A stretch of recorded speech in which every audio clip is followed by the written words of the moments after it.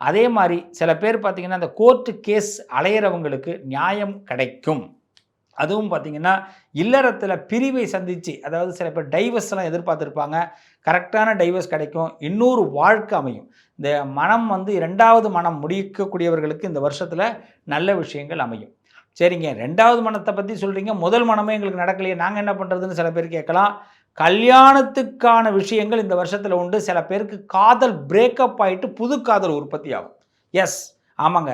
இழுபறியா இருந்ததுங்க. ஒரு பெரிய இடைஞ்சல்ங்க. நான் இத காதலிச்சதும் இருக்கலாம், சும்மாவே இருந்திருக்கலாங்க.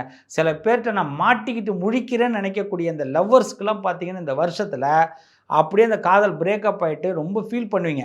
ஆனா வித்தின் ஒரு 15 டேஸ்ல பார்த்தீங்கன்னா, உங்களுக்கு மனசு விட்டதுக்கு இதுதான்டா காரணம் அப்படின்னு ரொம்ப ஒரு பட்டர்ஃப்ளை மாரி பறக்கிறதுக்கெல்லாம் இந்த வருஷத்தில ஒரு நல்ல வாய்ப்பு இருக்கு. ஏன்னா உண்மையான அன்புக்குள்ள வரப்போறீங்க. போலியான அன்ப கட்டிப்புடிச்சுன்னு அலைஞ்சுட்டு கிடந்தோம். இப்ப இந்த உண்மையான அன்பு, உண்மையான வெளிச்சம் இந்த வருஷத்துல உங்களுக்கு ஏற்படும்.